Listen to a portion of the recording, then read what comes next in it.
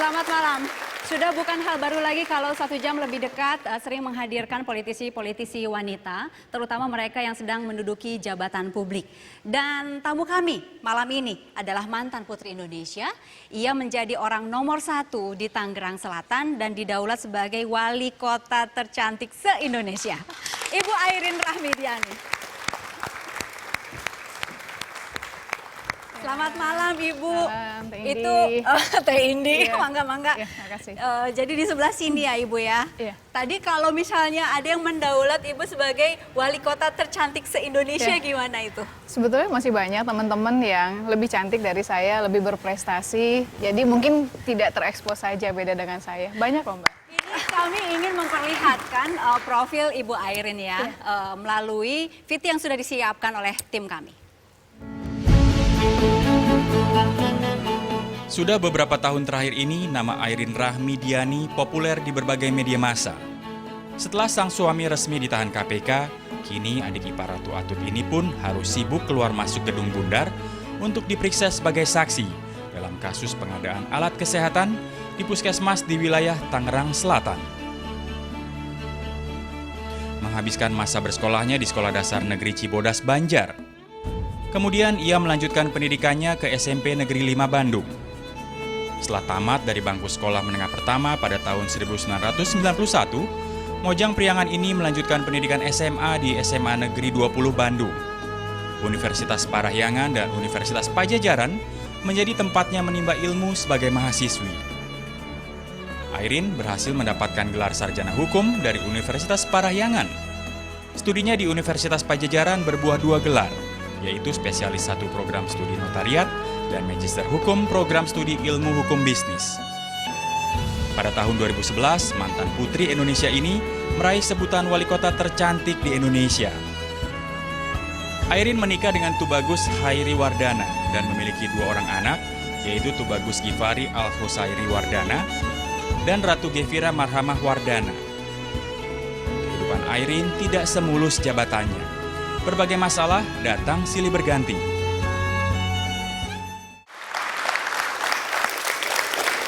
Jadi selama 4 tahun di Tangsel begitu sebagai wali kota, banyak pemberitaan mengenai Ibu Airin Rahmidiani ya dan kota Tangsel. Kita lihat satu persatu dan mungkin nanti bisa kami konfirmasi. Salah satunya adalah yang berikut ini.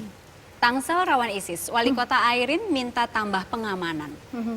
Gimana itu? Jadi gini, waktu pas awal-awal rame ISIS, bahkan pertama kali deklarasinya di salah satu universitas yang ada di Tangerang Selatan. Sebetulnya bukan di universitas itu, tetapi orang yang memanfaatkan tempat yang ada di universitas tersebut.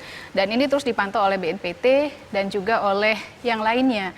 Dan kami memang ada aliran-aliran radikal yang terus dipantau oleh pihak keamanan tentunya. Jadi kalau masyarakat sudah kita kasih tahu terlebih dahulu apa itu ISIS dan bagaimana ISIS, sehingga pada saat nanti ada, mohon maaf tanda kutip, sekelompok orang yang menerangkan tentang ISIS baik dan yang lainnya, masyarakat sudah bisa membandingkan, oh yang benar yang mana sih, yang salah yang mana. Karena kadang-kadang aliran keras ini kan timbul atau bisa masuk ke dalam diri masyarakat apabila masyarakat itu kosong. Tidak mengetahui kebenarannya, di tanda kutip mohon maaf dicekoki sesuatu hal yang dianggap benar, dan mungkin lagi sesuatu yang mereka pun juga dalam posisi di bawah, sehingga akhirnya aliran tersebut bisa secepatnya masuk ke diri masyarakat. Baik, kita langsung melihat ke artikel yang kedua ya. Ini soal bolak-balik Jakarta Tangsel nih. Ada usai diperiksa 8 jam soal puskesmas, Airin titik 2. Ditanya fungsi dan tugas saya, 8 jam. Itu melelahkan sekali ya. Ya jalanin aja lah. Jalanin aja. Ya apapun yang kita lakukan dan apa yang sedang saya alami ini menjadi sebuah resiko dari jabatan. Jadi pada saat dulu pun juga saya merasakan manakala saya menjadi wali kota adalah jabatan politis, dan waktu itu pun juga mulai rame persoalan kepala daerah yang diperiksa dan yang lainnya. Dan sekarang saya pun termasuk yang mengalami hal ini. Bagi saya ya jalan, ya ini hidup gitu, dan menjadi sebuah resiko dari jabatan saya sebagai wali kota tentunya. Malam sebelumnya bisa tidur?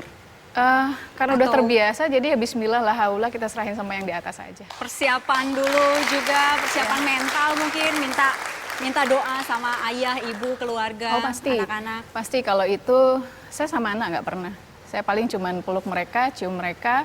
Tapi kalau sama ayah ibu, karena sekarang kan tinggal di rumah ya, bapak ibu saya dengan saya, tentunya saya pasti minta izin. Daripada besoknya denger, lihat di koran, panik kan pasti, jadi lebih baik saya bicara. Kalau saya mungkin akan apa ya, stres mungkin ya, sama sekali nggak mengalami itu, tertekan misalnya. Oh, pasti ada lah. Cuman ya mau gimana lagi ya, hadapi saja. Ya pasti mau gimana ya kita hadapi saja. Ini bagian dari hidup dan kita bersyukur kita masih hidup. 8 jam di Jakarta, itu paling panjang atau enggak? Apa ada yang lebih panjang lagi dari itu? Saya kalau baca di berita bahkan waktu di KPK katanya Airin diperiksa 11 jam. Padahal? Sebetulnya saya banyak diskusi juga, kan kadang dipotong oleh sholat, terus misalnya kita periksa, terus harus memeriksa lagi ulang apa yang menjadi pertanyaan, ada beberapa koreksi yang harus saya sampaikan. Belum makan atau siang saya belum makan siang, bahkan saya banyak diskusi juga, menanyakan perkembangannya dan yang lain-lain, untuk juga sebagai introspeksi saya, bagaimana bekerja lebih baik lagi ke depan. Jangan lagi terjadi seperti ini terulang. Mengganggu pekerjaan apa enggak? Saya berusaha memisahkan dan kami bagi tugas dengan Pak Wakil dan Pak Sekda. Jadi manakala saya ada panggilan, selalu saya bilang, saya ada panggilan besok, mungkin seharian saya nggak kerja, ada apa-apa saya disposisi ke Wakil atau ke Sekda atau ke dinas yang terkait. Pernah sampai ketidakhadiran fisik misalnya di kantor, ini mengganggu pekerjaan, misalnya ada yang harus di tanda tangan misalnya? Oh enggak sih, Nggak sampai ada ya? hari ini alhamdulillah. Karena pekerjaan menjadi wali kota itu nggak pukul 4:30, 4:30. Subuh saya bisa kerjakan pekerjaan, selesai di pemeriksaan pun juga biasanya saya langsung, misalnya ada berkas yang harus saya kerjakan di rumah. Lihat ke artikel berikutnya. Adik Atut dan Airin merapat ke Agung Laksono. Betul begitu? Jadi gini ceritanya, pada saat itu saya diundang oleh DPD Provinsi beserta dengan teman-teman dari DPD 2 Golkar se-Banten untuk hadir ke kantor DPP Golkar pada saat itu. Dan kita kan tahu bahwa di Banten mau ada 4 pilkada. Dan juga ada isu bahwa beberapa DPD tingkat 2 di PLT-kan. Jadi pada saat itu kita bertanya dan menanyakan mengenai hal tersebut dan status Golkar ke depan seperti apa gitu. Karena terus terang bagi saya, Pak Agung Laksono, Pak Ical adalah orang tua, kakak bagi saya gitu kan. Mereka adalah inspiring buat saya dalam hal berpolitik karena saya bukan orang politik dulunya dan saya belajar dan saya terjun di situ, ada banyak, ada Pak Idrus, ada siapa di situ gitu. Kita menunggu kepastian saja. Kita Kepastian pasti dari ya, kita akan mengikuti. Kalau saya tentunya berharap semuanya sama-sama, semuanya sama-sama dan pada intinya kita melihat secara hukum mana yang terbaik. nunggu putusan hukum terakhir begitu. Iya, karena kan kalau apapun kita kan negara hukum, semuanya diatur oleh hukum itu saja, kita Oke. hormati semua. Mana saja. Iya, Oke. iya. Oke, baik. Ada artikel lagi. Artikel banyak sekali, tetapi tidak bisa semua kami tampilkan. Iya, Jadi ya yang mewakili sajalah. Ini sangat mewarnai pemberitaan pada medio 2013 Oktober sampai dengan 2014 masih terus muncul di media. Mau tidak mau terpaksa kami harus tanyakan soal Nggak ini. apa-apa, iya. Airin menangis karena dipaksa Wawan. Ya. Inilah yang membuat saya nggak boleh nangis lagi depan media. Iya. Jadi gini, pada saat itu saya mendengar kabar bahwa Bapak kena TPPU. Jadi terus terang ya saya kaget juga gitu karena yang saya tahu bahwa semenjak saya sebelum menikah pun juga Bapak adalah pengusaha di bidang konstruksi dan saya terus terang nggak pernah ikut mengenai pekerjaan-pekerjaan Bapak. Jadi semenjak saya nikah pun juga saya tidak pernah terlibat dan dilibatkan oleh Bapak untuk ikut dalam kegiatan usahanya. Nah, saya bisa membayangkan apalagi setelah saya membaca TPPU itu kan bahwa harus pembuktian terbalik. Jadi bisa dibayangkan dari semua itu bahwa apalagi saya yang di luar, saya tidak pernah mengikuti, berarti saya harus mengumpulkan data, mengumpulkan semuanya, persiapan dalam persidangan nanti untuk TPPU. Terus terang buat saya ini suatu hal yang sangat berat, tetapi ya saya yakin kok semua rezeki, semua harta titipan dari Allah, tinggal kita yang penting udah usaha, kalau memang itu sudah rezekinya nggak akan kemana-mana. Ada beberapa mobil yang atas nama ibu juga, Iya, iya. dan itu sudah disita juga. Waktu itu kaget nggak kok sampai mobil atas nama saya juga disita? Iya. Jadi kalau misalnya mobil atas nama memang sudah hal yang biasa oleh Bapak lakukan itu. Karena kadang-kadang kan nggak boleh terlalu banyak nama atas nama Bapak. Akhirnya menggunakan atas nama saya di situ. Jadi ya buat saya silahkan saja gitu kalau itu memang untuk kepentingan perusahaan dan yang lainnya. Toh sepanjang itu tidak melanggar aturan dan yang lain-lainnya. Dan persoalan ini menjadi TPPU terus terang ya buat kami menjadi sebuah hal yang Mbak Indi bisa bayangkan, kita harus membuktikan terbalik segala sesuatu yang saya tidak pernah mengalami dan mengikuti itu semua. Tetapi saya yakin dan percaya, dan suami serta anak-anak pun juga terus kita kita coba untuk mereka pun juga bisa memahami ini semua, bahwa rezeki semua titipan dari Allah. Tinggal bagaimana kita melihat ini semua, kita nanti usaha upaya dan kita kembalikan, apapun juga semua milik Allah. Oke.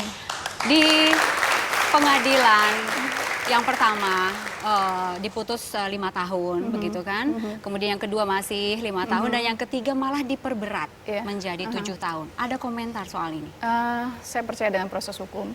Jadi saya hanya berharap bahwa semua orang bisa, ataupun yang punya kepentingan ataupun yang punya kewenangan dalam hal ini, bisa memahami, bisa merasakan apa yang kami rasakan, dan semoga yang punya kewenangan ini memiliki perasaan dan lebih arif dan bijak dalam menyikapi ini semua. Semuanya dibongkar seperti ini gitu ke publik. Ada perasaan tidak terima nggak?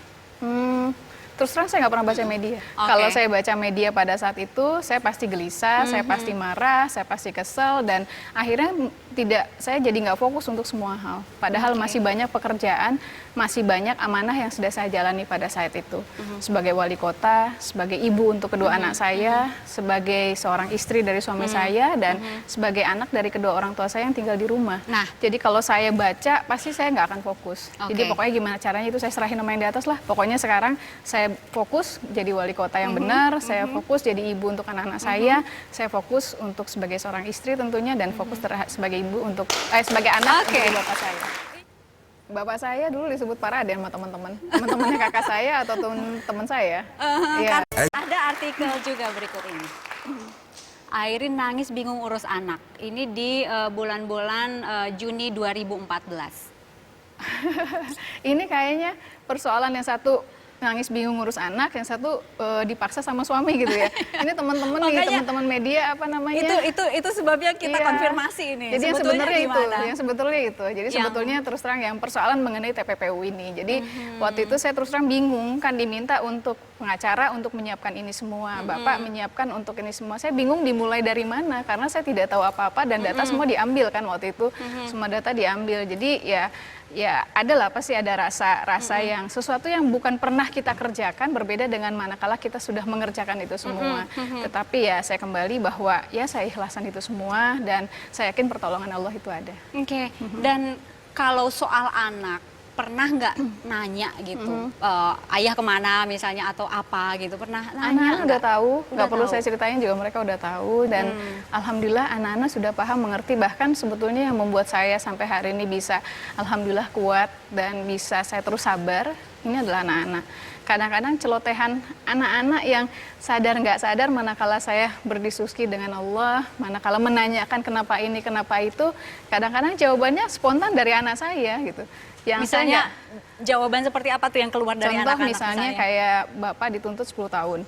Bapak dituntut 10 tahun, ya terus terang saya kaget kan. Ya Allah gitu kan, kok bisa dituntut 10 tahun memberikan sesuatu, dalam arti ya tetap namanya kita manusia pasti kan kaget gitu kan. Saya pulanglah ke rumah, saya nggak cerita apapun ke anak saya karena saya nggak mau, dan saya berusaha tegar depan anak saya. Terus dia nanya sambil main gitar nih anak saya gitu kan, yang laki, yang 16 tahun ya, sekarang Gifari. Dia lagi main gitar gitu. Bu, kenapa? Udahlah, nggak usah nangis-nangis katanya. Saya kaget, emang kenapa Kang? Ayah ya katanya, dia bilang. Loh, Kakang tahu dari siapa? Dari Engki. Tadi Engki itu bapak saya. Engki, tadi Engki cerita. Oh ya, terus gimana? Udahlah Bu, katanya. Kemarin kita senang, suasananya senang, Allah kasih senang. Sekarang kita susah. Kakang juga kan bilangnya Kakang. Kakang juga udah tahu kok bakalan kayak gini. Insya Allah nanti katanya ke depan Kakang sama adik yang bikin senang ibu sama ayah. Waduh, di situ saya langsung apa ya? Ya saya nggak nyangka gitu. Nggak nyangka dia kalimat yang nanti ke depan Kakang dan adik yang akan bikin senang ayah ibu. Di situ yang buat saya, ini mungkin jawabannya. Kalau si adik ada celotehan yang di luar dugaan gitu? Kalau dia, Gevira sampai hari ini masih belum ke hal-hal seperti itu, tapi masih dia seneng kok kalau besuk ke ayahnya gitu kan, seneng besuk. Terus udah gitu kadang kalau anak saya yang besar nggak pernah mau bareng sama saya karena kan media seret gitu kan, waktu apalagi di awal-awal tuh banyak bener media Karena yang ke saya. wajah ibu lebih terkenal dari Iya, Iya, dia iya. nggak pernah mau bareng. Oke. Tapi kalau yang cewek malah, ibu temenin, sama Gevira ditemenin. Dia cuek aja. Walaupun ada media banyak pada saat itu, dia malah pegang tangan saya dan jalan dengan saya. Kan suatu pegangan tangan itu kan lain. Iya. luar biasa. Oke. Panas. Ini kami punya sesuatu untuk mencairkan Iya. suasana malam ini mungkin ya. iya. Nah, makasih. Iya. Oke, silakan Bu dibuka Bu. Jreng. Ini ada Makasih. cilok ya. Iya. Ada apa sih dengan Iya. cilok sebetulnya? Hobi. Jadi Oh, waktu anak hobi. pertama pun juga saya makannya cilok terus. Makanya anak saya dulu waktu kecil pipinya berdempam kayak cilok. Iya. Oke, tunggu. Ini saya harus konfirmasi nih. Yang tahu ini kami dari ajudan. Iya. Nggak apa-apa kan ngebocorin yang Nggak kayak apa-apa, gini? nggak apa-apa. Mas Supri Iya. mana? Saya. Oke, Mas Supri cerita dong. Kapan ini Ibu minta cilok ini gimana nih Mas Supri?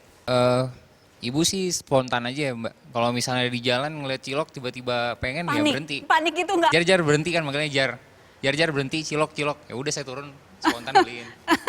Saya ngamatin aja Mbak ya. Kalau tiba-tiba suatu saat ibu cilok lewat nah kayak gitu berarti saya udah tahu.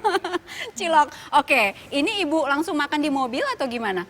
Iya kalau ibu apa adanya aja Mbak ya. Kalau misalnya di plastik ya di plastik makan di mobil gitu. Aha. Jadi nggak repot Mbak. Sampai rewog aja.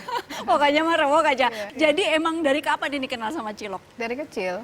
Jadi Bandung. dari sekolah, zaman SD kan saya di kampung ya, di Banjar juga ada Oh, cilok. Banjar, oke. Terus waktu di Bandung juga banyak cilok. Terus ternyata waktu saya tugas di Tangsel juga ada juga cilok. Ya sudah saya terusin lagi gitu Seperti kan. ngikutin gitu. Iya. Ini kita lihat gambar. Gambar ini mengingatkan Ibu terhadap apa? Ya, nah ini nih. Nah, Iya, Pak Raden ya. iya. Aha. Ada apa dengan Pak Raden? Bapak saya dulu disebut Pak Raden sama teman-teman. Teman-temannya kakak saya atau teman saya. Iya.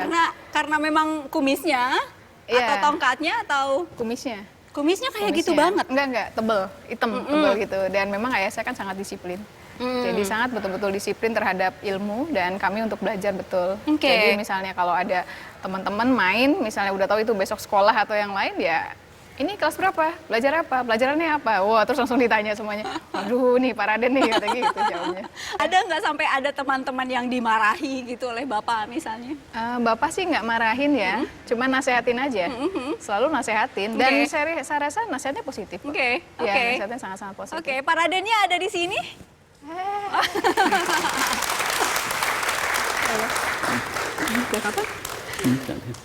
Ibu, halo, saya Jam Indi, berapa? alhamdulillahirrahmanirrahim. Siap, mangga. Abang mau di tengah? Ibu, Oh, iya. enggak, oke. Ini buat adik-adik, ini ayah saya, Pak Anwar, ibu saya, Ibu Aas.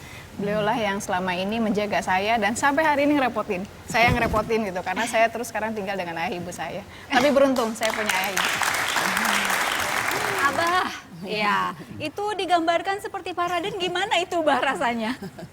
Ya dulu kan saya masih muda-muda itu kumis saya baplang gitu ya gitu. Jadi anak-anak manggil saya, ada Pak Raden, ada nggak Pak Raden di rumahnya? Mereka baru masuk ke rumah gitu. Kalau ada, kalau nggak ada, atau gimana masuk ke Ya rumah itu gimana kalau ada atau tidak Bapak Raden ada di rumah nggak? Pasti nanya gitu. itu karena kumis gitu ya? Ya, betul. Emang Bapak suka nanya apa aja sih sama Ya teman-temannya, anak-anaknya? sekolah di mana, kuliah di mana, tinggal di mana gitu itu. Pernah nggak ini Bapak ngerasa terlalu galak misalnya untuk teman-temannya anak-anak Bapak? Menurut saya enggak, saya pendidik ya harus ke tempat salah harus tertib. Waktu sholat kumpul-kumpul, sholat dulu. Emang kalau untuk anak-anak Bapak overprotective. Ya. Ibu Sama cucunya juga Sama sampai hari ini. Ya, sampai Iya. sekarang ya pulang jam berapa gitu. Sama saya juga. Kalau Sampai maghrib di mana sebesar di ini? telepon. Masih. serius? Masih. Wali kota loh Pak. Tapi walaupun wali kota, tapi anak. Ibu, kalau ibu gitu juga nggak? Saya Senada juga sama gitu. aja sih, cuman ya karena saya terlalu khawatir mungkin ya. Jadi apa yang saya nggak ini anak-anak harus dapat gitu. Ada apa ya harapan mungkin dari ibu untuk putri ibu ini? Harapan apa? Kami sebagai orang tua, terutama sebagai ibu ya hanya bisa mendoakan ya bagus di rumah tangga. Bahagia dunia akhirat itu yang Iya, paling penting. itu kalau sekarang menjabat diri sebagai wali kota ya harus amanah gitu ya. Baik, ini harapan orang tua. Terima kasih Abah, Ibu hatur nuhun. Kita harus jeda dulu, masih ada beberapa segmen ke depan. Saat lagi kami kembali. Tadi sudah mengenai karir ya dan juga ada orang tua begitu. Sekarang saya ingin ke masa lalu. Nah, ini fotonya nih. Ini tingkat kota. Iya, semester 2 kalau nggak salah. Kuliah Oke. semester tingkat 1 kalau nggak salah. Sebetulnya kan saya ikut Mojang ini karena lebih kepada saya pengen dapat pengalaman, terus saya pengen aktif dalam organisasi dan pengen coba itu aja. Karena kan saya belum pernah ikut coba apapun. Ada temen yang ngajakin, ikut yuk acara Mojang katanya. Boleh, tapi apa aja di tesnya di lombanya ini. Oh boleh nih, menarik, nggak cuma hanya dilihat dari fisik kan. Ayo insya Allah bisa, beranilah waktu itu gitu kan. Dan ikut, ya alhamdulillah juara 1. Langsung Iya, lonjok juara alhamdulillah. 1 gitu ya. Alhamdulillah. Kemudian dari situ Kota Bandung. dikirim lagi ke provinsi. Ya, mewakili Kota Bandung waktu itu. Dapat lagi. Alhamdulillah. Nah, kalau untuk Putri Indonesia sebetulnya lebih kepada hal waktu itu kan ada salah satu kosmetik yang melakukan pembukaan dan waktu itu saya diajak. Mau ikut nggak ini? Nah, saya nggak penasaran. Saya belum pernah ikut lomba tingkat nasional. Saya kan paskibraka juga cuma tingkat provinsi Jawa Barat waktu itu. Nah, penasaran saya pengen tahu gimana sih kalau lomba tingkat nasional terus ketemu sama teman-teman dari Sabang sampai Merauke. Jadi saya mau waktu itu ikut. Ada istilah masa karantina juga ya? Iya, ada. Itu karantina itu kan ada kayak sekamar berapa orang Iya, gitu ya? iya. Aha. Pernah deketnya dengan teman dari provinsi mana?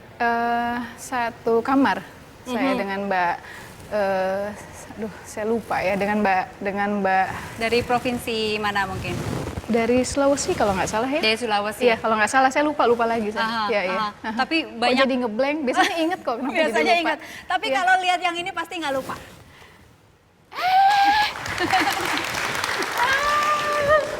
Dan dia, halo. Kayak udah lama banget nggak ketemu. Iya, udah lama nih nggak ketemu sama Alia. Berapa tahun? Iya. Ketemu di mall aja ya? Ketemu 2-3 di tahun mall, yang lalu. ketemu di mall. Alia Rohali. Oh, udah ketemu? Oh, udah ketemu? Iya, sama abang mama juga kenal. Oh, gitu. Iya. Jadi sama Mbak Riris ya? Saya tuh ya, saya kamar. Kayaknya Mbak Riris Riris, deh. Mbak Riris. Udah Iya. lama itu kan udah hampir 20 tahun lalu ya, Rin. Iya, nggak kerasa. Udah tua serius gitu. 20 Belum tahun. tua. Ini beneran udah lama nggak ketemu. Iya, Udah lama. Itu dipegang-pegang. Iya, kangen nih sama Alia nih. Kayaknya kangen banget nih. Iya, jadi itu kan pasti. kita dulu waktu Putri Indonesia itu tahun 96.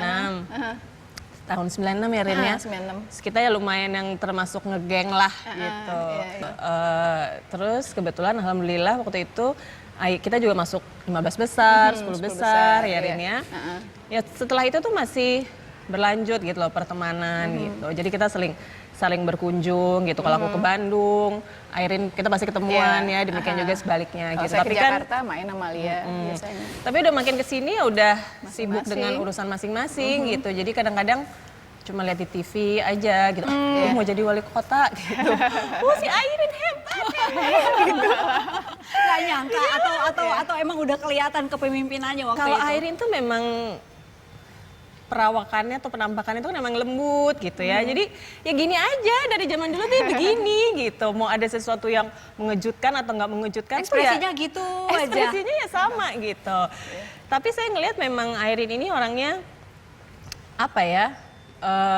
Ya dia tuh kuat banget lah sebagai seorang perempuan gitu. Punya keinginan yang kuat, terus pengen banyak meraih prestasi. Waktu itu juga kelihatan tuh di masa-masa itu. Dia tuh dari remajanya tuh udah terlihat lah ada powernya gitu, ada eagernessnya untuk bisa meraih sesuatu yang dia pengenkan gitu, inginkan gitu.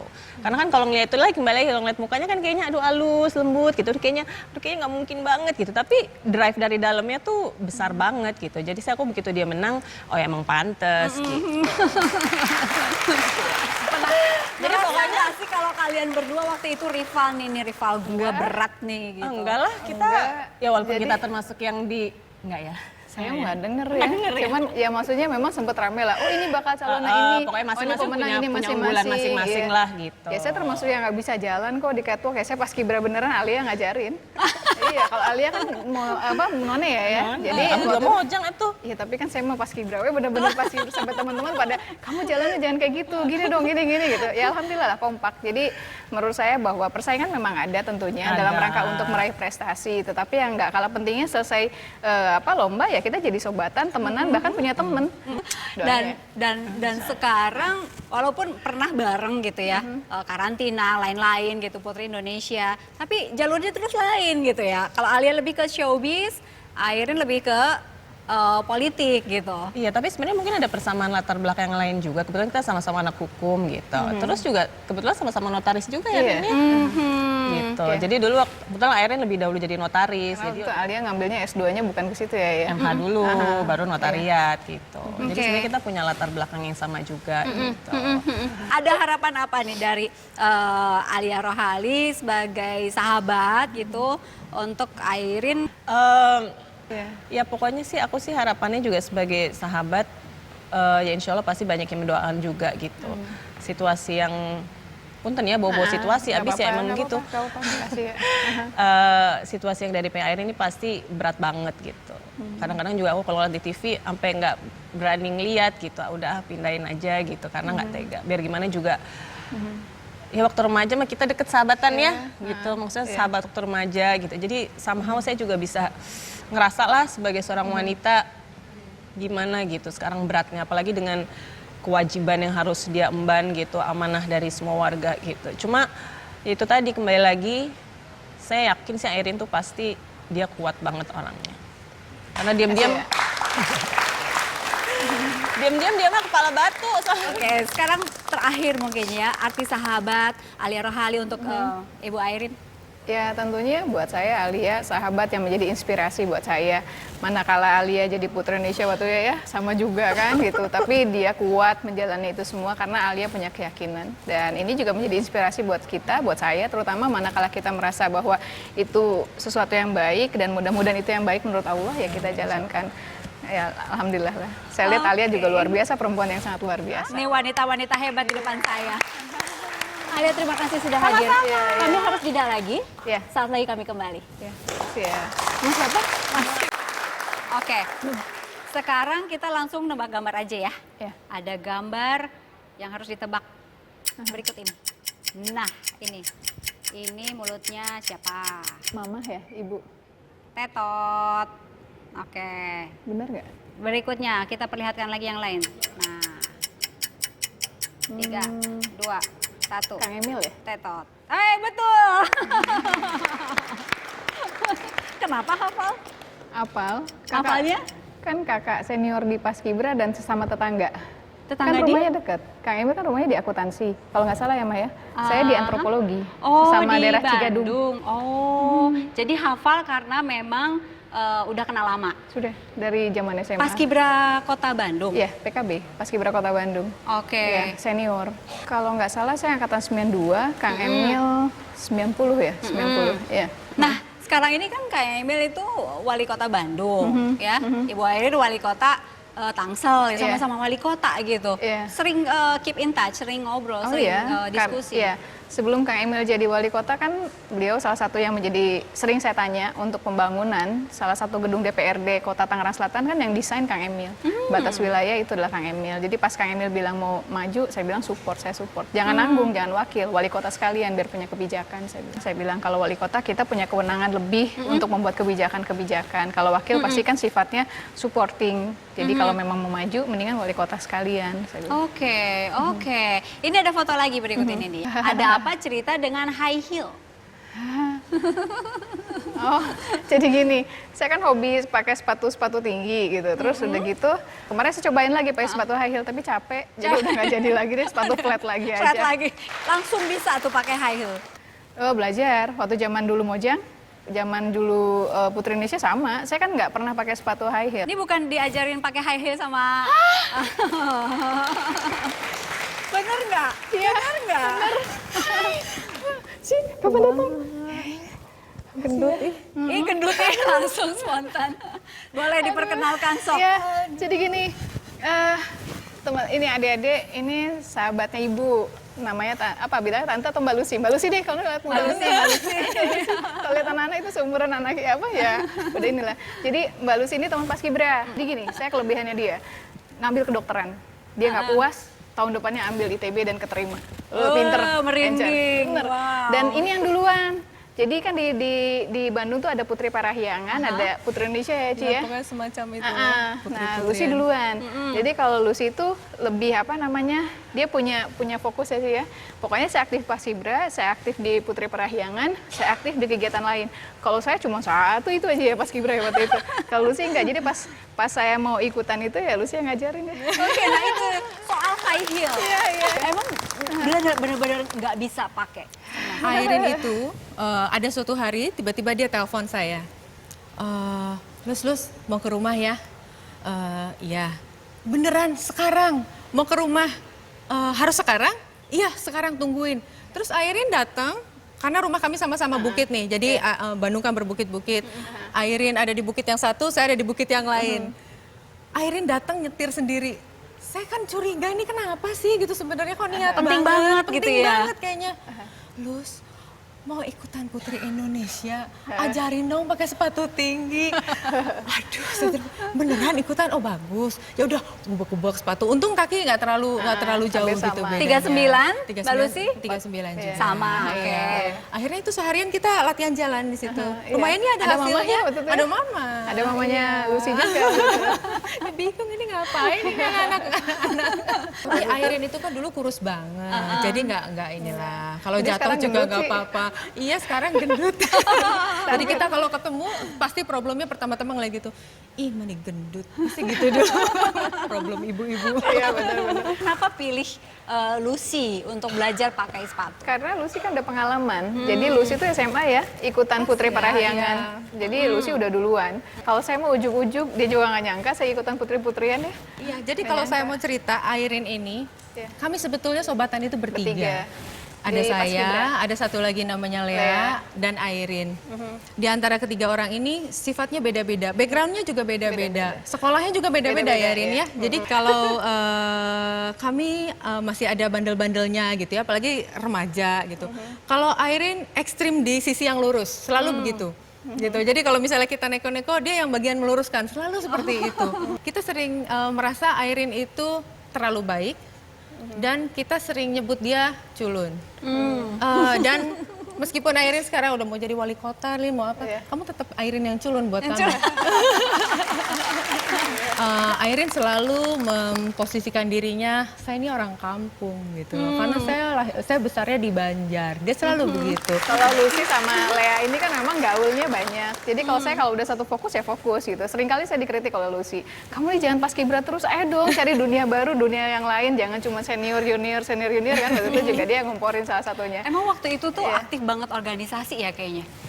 Sepertinya begitu ya kita. Tapi kita sih merasa beruntung kita memang dipertemukannya itu di satu wadah yang namanya Paskibra Kota Madya Bandung. Karena kita kan sekolahnya beda-beda nih.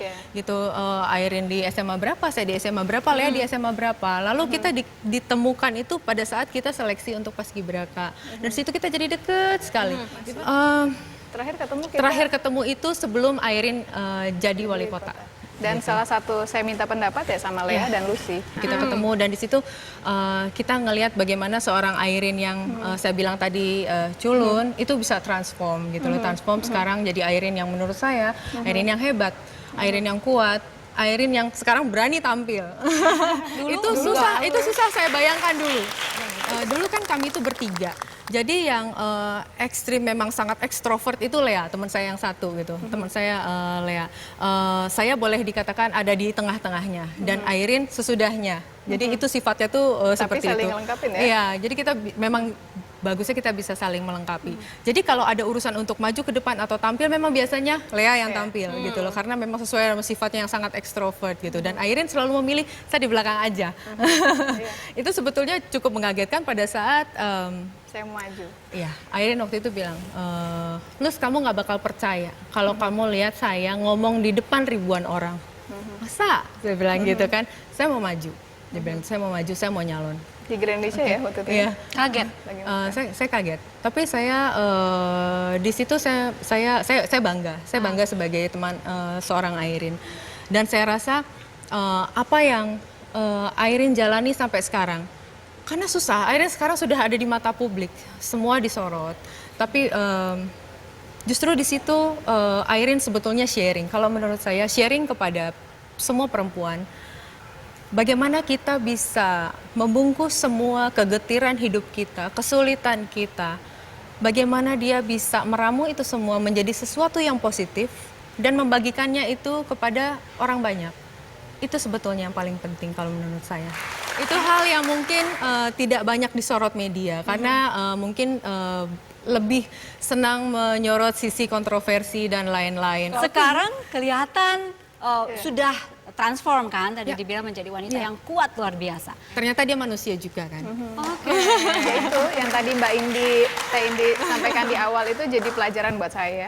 Sekarang ini saya yang Lucy bilang sudah bukan lagi milik sendiri, milik semuanya, dan orang akan bisa menginterpretasikan yang berbeda kan. Satu yang bilang katanya suami saya maksa, yang satu lagi saya nggak bisa ngurus anak, padahal kan nggak kayak gitu. Jadi dari situ akhirnya susah senang saya, cukup saya yang tahu, cukup Allah yang tahu, sahabat terdekat saya, ayah ibu saya yang tahu, tetapi mungkin yang lain nggak perlu tahu. Kebetulan kelas kita kan kelas 3E.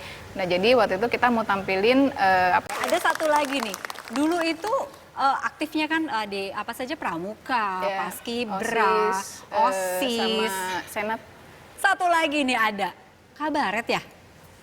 Oh iya, zaman SMP sama Devi SMP 5. Jadi waktu itu kan kita kelas 3 SMP di SMP 5 kan suka ada mau kegiatan tuh apa pentas seni apa tuh kalau zaman dulu tuh ada bazar sama pentas seni. Nah kebetulan kelas kita kan kelas 3E.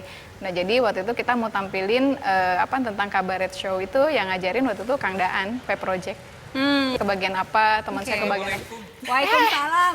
Nah, ini yang ngajar ini. Kang Daan Arya bangga nih paling dia. Jadi bener nih, Kang Daan yang ngajarin ini ya kabaretnya, Kang. Nggak tahu, saya juga lupa. Sehat kan? Alhamdulillah. Lewas nggak datang? Iya. Disebut loh. Iya, zaman kita SMP Kang Daan asa paling gimana ya? Pokoknya mah suhunya kabaret gitu ya. Masih project. Kenapa yang Project dipilih, kan ya? yang dipilihnya Kang Daan untuk ngajar Saya nggak tahu, waktu itu Devi yang minta ya. Ya, Iya, karena iya. kenalnya dengan Kang Daan, mungkin kan jadi akhirnya Kang Daan yang dilatih. Kalau saya ikut-ikutan aja, karena penggembira juga saya waktu itu ya Kang ya. Iya Kang, Bukan penggembira. pemeran utama. Penggembira, bener. Nggak juga sih, justru dapat peran waktu itu ceritanya tuh Cinderella, saya ingat ceritanya Cinderella karena ekspresinya dari Airin ini yang lempeng jadi dan ada juga sepertinya sosok yang terjolimi lah. Sendu ya. Enggak, tapi justru perannya justru Barbeta atau Brunella ya? Iya, Brunella. Salah itu satu, yang salah satu saudara yang tiri. saudara tirinya justru. iya. Tapi yang uniknya waktu itu, waktu ngelatih Airin dan kawan-kawan itu sudah berlatih kalau nggak salah 10 hari ya. 10 hari sudah berlatih. Pas hari H, pemeran utamanya pas mau tampil itu malah pulang ke rumah, mau ngambil apa Yang dulu jadi gitu. Cinderella. Yang jadi Cinderella, yang jadi ibu tiri, pokoknya pemeran utamanya semua lah. Gitu. Tapi udah dipanggil. Gimana harus tampil harus pada waktu itu. Lalu akhirnya saya ikut main. Jadi apa? Jadi ibu tiri kalau nggak salah. Iya, anak SMP lah Kang ya, punten waktu itu ya. Iya, jadi justru sukses, cara penampilan sukses, tapi nggak bisa jadi juara karena pelatihnya ikut main. Pelatihnya ikut main. Lalu waktu itu nih, berbakat nggak untuk main peran? Kalau dulu kenal Airin tuh ya itu masih yang kata Lucy tadi ya. Gitu ngomongnya. Jadi masih pendiam ya. Kemudian kalau dari postur tinggi lah, lebih tinggi dari teman-teman yang lain gitu. Kemudian juga kalau menurut penilaian saya Anggun ya.